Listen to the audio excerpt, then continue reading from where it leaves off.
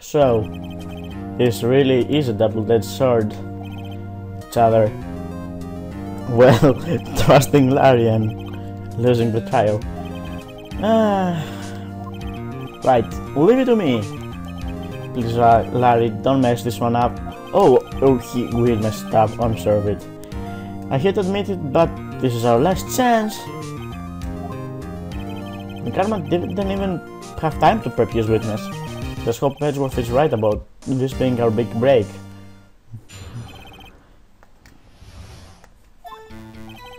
That night I was out on a boat on the lake. I was looking for something and I found it. Yeah, not vague at all.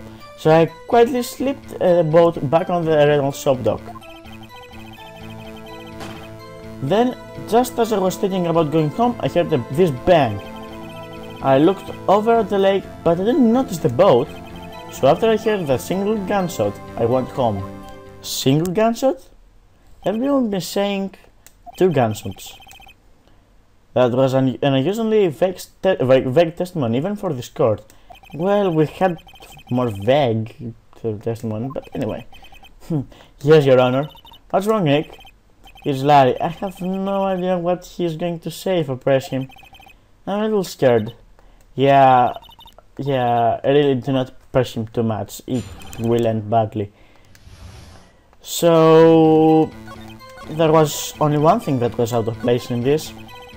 He heard a single gunshot. Everyone been saying that, well, there are 3 guns, there were 2 gunshots.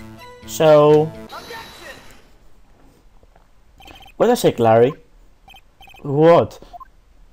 You only heard 1 bang? You sure? That's what I said.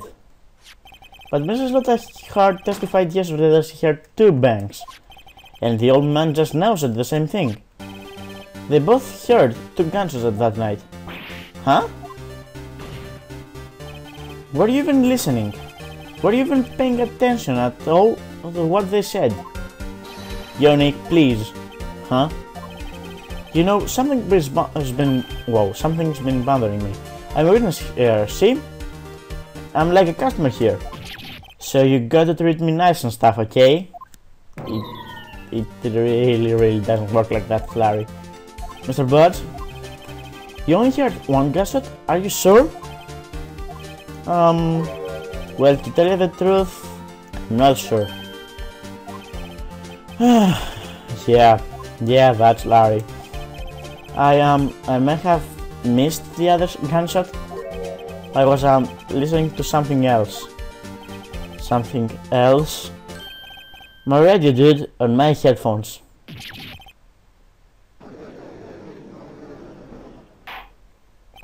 Order, and stop that booing. Yep, that's the power of Larry Badge. He could even make this case worse. And my microphone just fell and I don't want to pick it up or even move because I'm afraid of what the recording will happen. So I will try to make... No, I'm making it. Okay, yeah. So what? Is that a crime? Actually, I listen to my radio. Everybody listens to the radio. What's the big deal? Mr. Von Karma, your opinion? Waste of time. Do not accept this witness nor his sober testimony. And my microphone is going to fall again. Well, that's enough. Your Honor, please allow the witness to continue his testimony. Nothing is more pitiful than a lawyer who doesn't know when he's lost. Very well, Mr. Budge, please give your testimony and be sure to include details like your radio. Right, leave it to me. I wouldn't if there were any other way out of it, believe me. Yep, just one witness, any witness. Really, even a parrot. It's lonely being alone on Christmas Eve, just this piece of testimony. That's why I was listening to an all request show on the radio, see? I was listening to it really booming loud, like? But I'm sure I heard that gunshot. I remember exactly what the DJ was saying when I heard it too. You were listening to your radio at a high volume? Yeah, what's the big problem? Can't even listen to his radio in peace? Isn't this a free country? I truly believe Larry has no idea what the problem here is. Judge, can you believe a word in the witness, this witness says? What he heard was probably nothing more than a drum beat on the radio. That's enough. True enough, it is difficult to believe this testimony. Yeah, these people are really technologically impaired, so this is a common mistake. The witness said he remembers exactly what the DJ said when he heard the gunshot. Excuse me, DJ? An announcer, the guy who says things on the radio. Anyway, what this means is, when he heard the sound, no music was playing. The DJ only talks between songs. You obviously haven't heard music, Phoenix, like all over the song. Music radio. They're talking all over the song. Very well, Mr. Wright. Can't believe I'm continuing this charade. Sure enough. So, what did the DJ say right at that point? So, let's go on. Oh, no, I do not want to do this. So, I remember exactly what the DJ said. What did he say? What did he say? Mr. Wright, please cease these pointless questions. What possible good could knowing what a radio DJ said do us? Indeed, Mr. Von Karma has a point.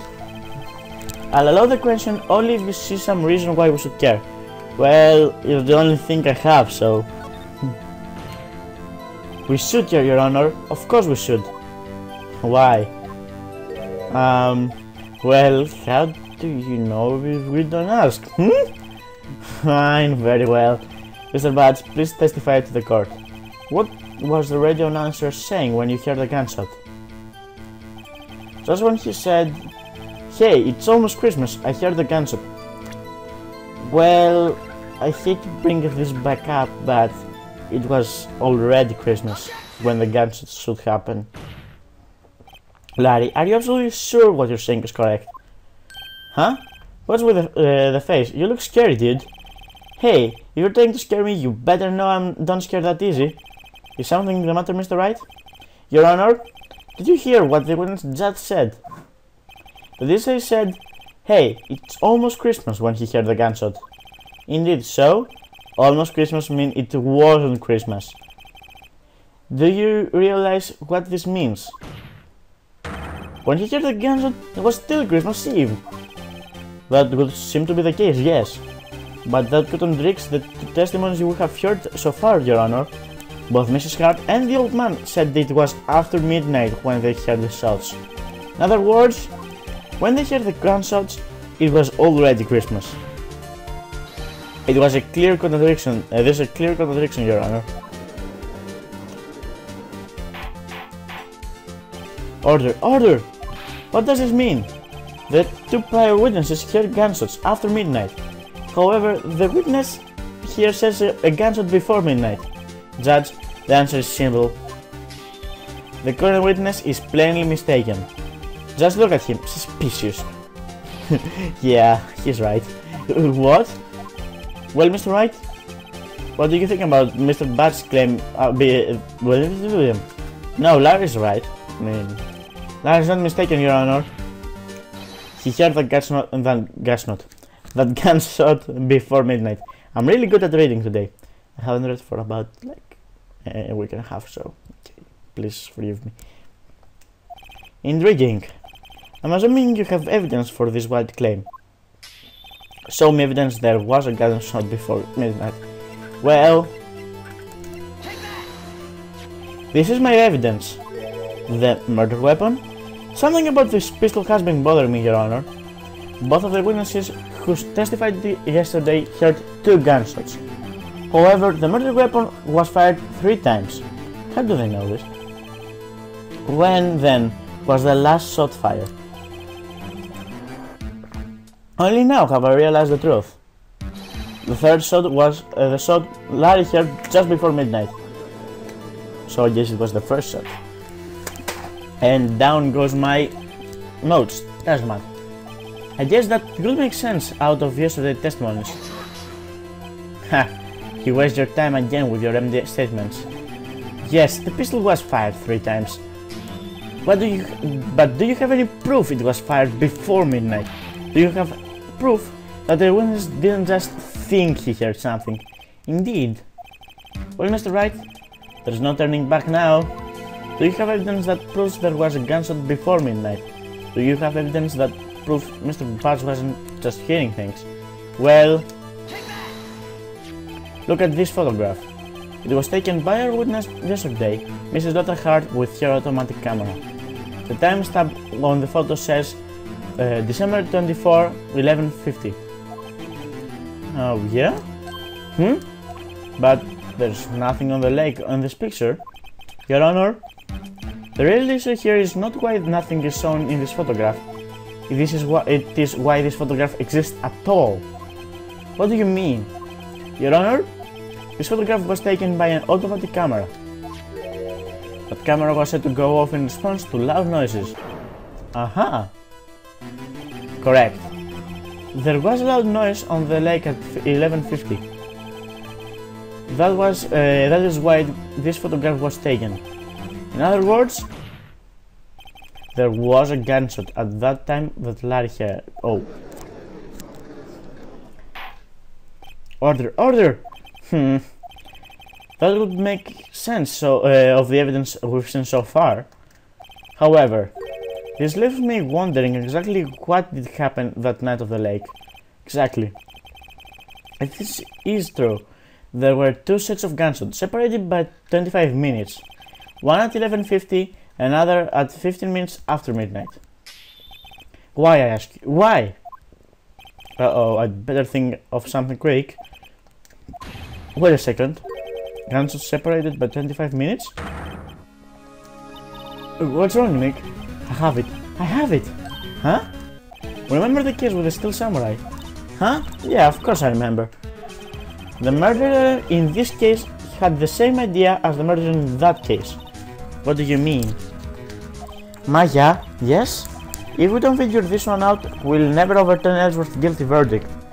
I've got a hunch and I'm going to run with it. Right, I mean, is it safe? Safe? We've already got a guilty verdict. We have nothing to lose. You just watch and let me know if I say anything fishy. Okay? Right, Nick? Okay, so here it is. Yes, Mr. Wright? The testimony just now has cleared up this entire case. What do you mean, Mr. Wright? So you finally realized the truth.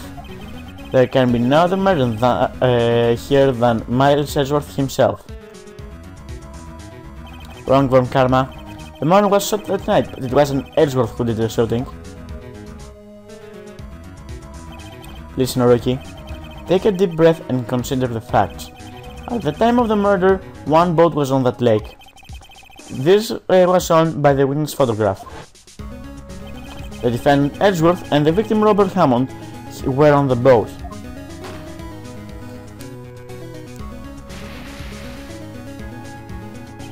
There was a gunshot fired on the boat and Robert Hammond fell into the lake. The distance of the shooting was 1 meter. It couldn't have been suicide. Well, the guilty party has to be the other man on the boat. I admit it is hard to imagine any other possibility. Yes, but let's assume that the victim was shot at 15 minutes after midnight. What do you mean by that, Mr. Wright? We have photographic evidence of the time of the shooting. The timestamp of the photo says 50 minutes after midnight, sorry. But Larry heard a gunshot 25 minutes before that. Robert Hammond was killed then, 25 minutes before the shot at the lake. That's the only way Edgeworth could have been innocent. Mr. Wright, are you quite mad? Explain who it is sitting on the boat. Well, of course it was Edgeworth and the murderer. After the murderer killed Robert Hammond at 11:50, he assumed the guise of Mr. Hammond and met Edgeworth.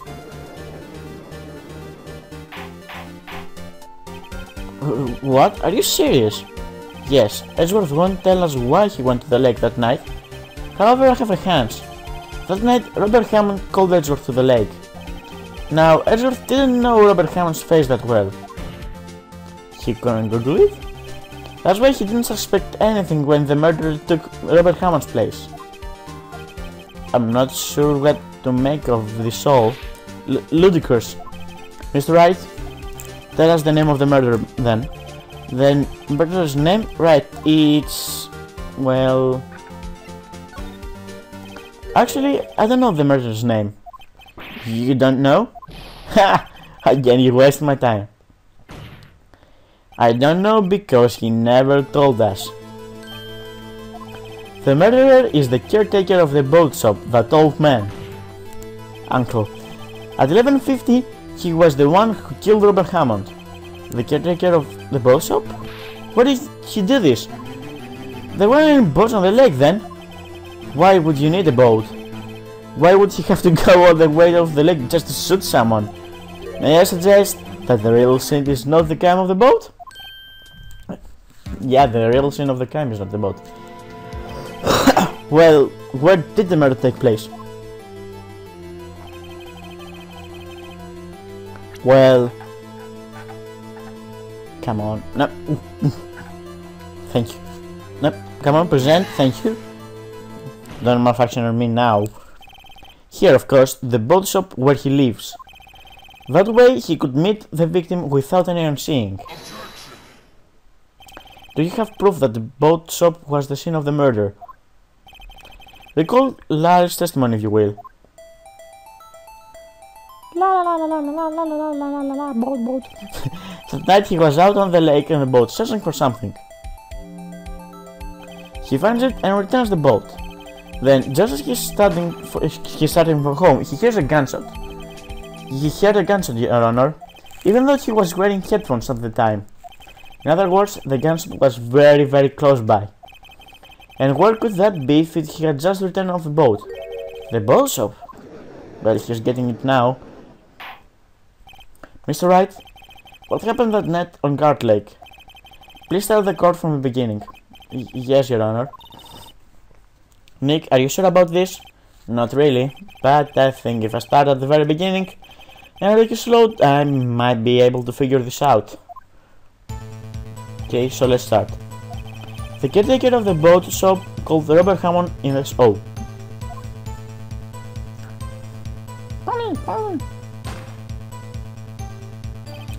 It was around 11:50. It was then when it was that gunshot that Larry heard when he was found. After that, the caretaker put Robert Hammond's coat. He became Robert Hammond. Then he got into the boat with Edgeworth and went into the middle of the lake. Then, who fired the pistol in the boat, Mr. Wright? Of course, it was the murderer who shot the pistol. He shot twice, both missed Edgeworth on purpose. Wait a minute. Yes? Why would he shoot twice if he didn't mean to hit anyone? Ah, details. Yeah, really. Know this, Mr. Wright. The moment you run out of explanations is the moment you lose. Tell us, why did the murderer have to fire twice? I believe he shot twice to create a witness, Your Honor. Create a witness? The murderer lifts his pistol and fires one shot. That ensures that anyone who heard the shot would look at the lake. Indeed, Mrs. Hart did exactly that after hearing the first gunshot. Next, the murderer waits a bit and fires again. Then,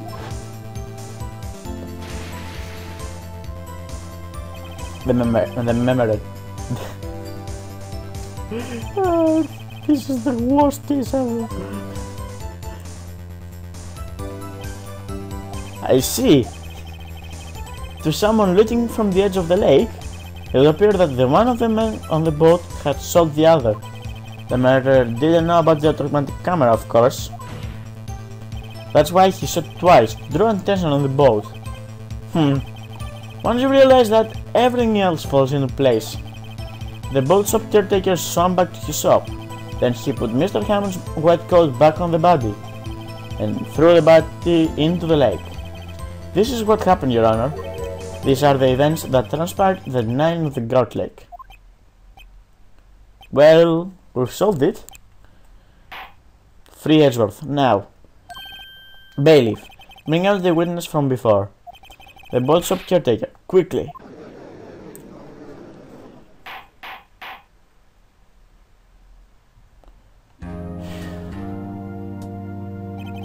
Very well. While we were waiting for the caretaker, I would like to ask the defendant Miles Edgeworth a few questions. Mr. Edgeworth, please take the stand. Mr. Edgeworth, you heard what the defense has said. Oh, don't press B, either. Yes. Well, why did you go to the lake that night? What Wright had said was mostly correct. Astonishingly so, actually. Thank you, Edgeworth. Yes. Several days ago I received a letter. The letter was signed Robert Hammond. He asked me to come to the boat shop by the lake at midnight on Christmas Eve. He said he had something very important to discuss with me. Something important? I'm sorry, I can't say what it was. Your Honor, sir? Bailiff, we're conducting a trial here. I asked you to remain quiet. The witness has disappeared. He isn't at the boat shop either. What? What should I do? Find him quickly. We cannot allow him to get away.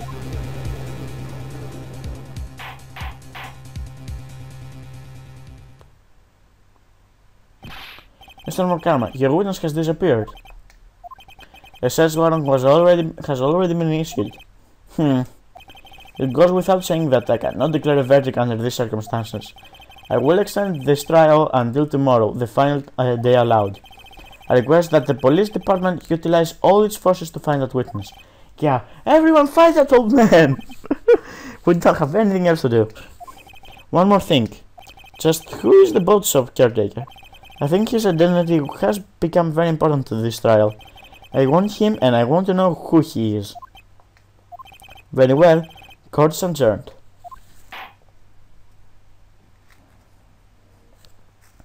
So I guess we're getting our not guilty verdict tomorrow. Yeah, Nick, you did it. Yeah. Well, at least we got out from under that guilty verdict. And what about Larry? There was something else. Even Vorkaman didn't know what to do with his testimony. Larry has really helped us out.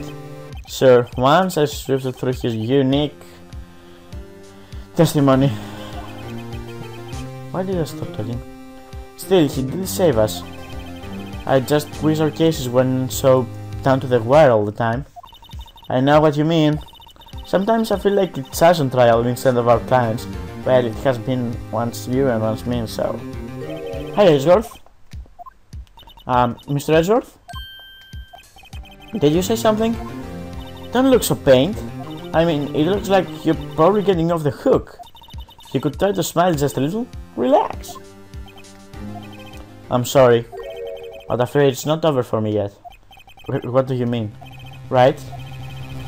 There's something that's been troubling me for quite a long time right now.